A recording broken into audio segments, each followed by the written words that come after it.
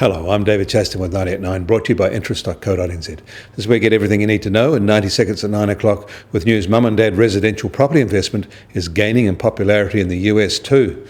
But first, there was a slight uptick in the latest American data for jobless claims, but also some prior week revisions lower. The 4-week moving average was 241,000, the lowest level for this average since July 1973, when it was 239,500. In that time, the US employed labour force has grown from 80 million to 152 million.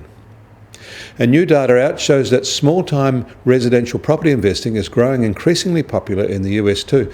Last year, 37% of homes sold were acquired by buyers who didn't live in them.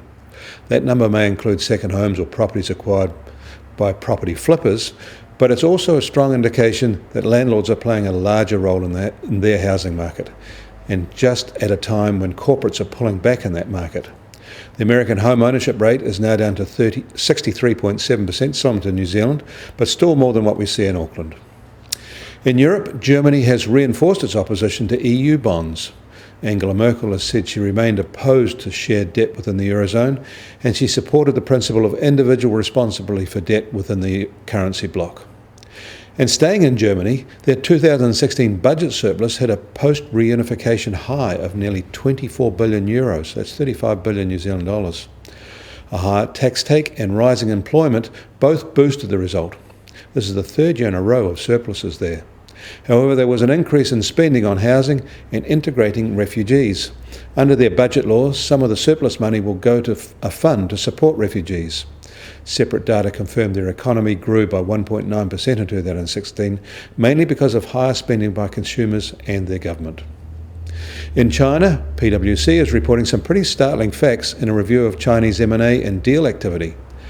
The 38% growth in the number of transactions was largely driven by the financial sector and a 142% jump in outbound M&A.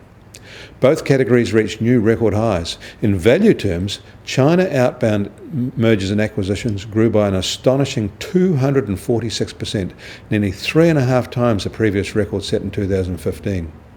There were 51 outbound transactions valued at more than $1 billion, more than double the previous record. And in New York, the US Treasury 10-year yield is falling and now at 2.39%, and that's mainly on reported comments by a Trump administration Treasury official. Oil prices are back up today, back up by almost $1, now just under $54.50 for the US benchmark, while the Brent benchmark is just under $56.50 a barrel. The gold price is up sharply, up by more than $18 to $1,250 an ounce. And the New Zealand dollar has risen almost 1 cent against a very much weaker greenback, and is now at 72.4 US cents.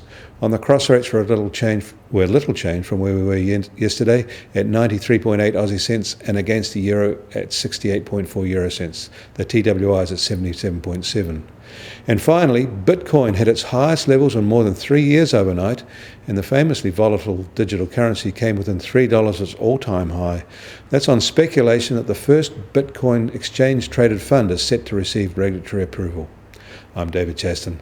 That was 90 at 9, brought to you by interest.co.nz.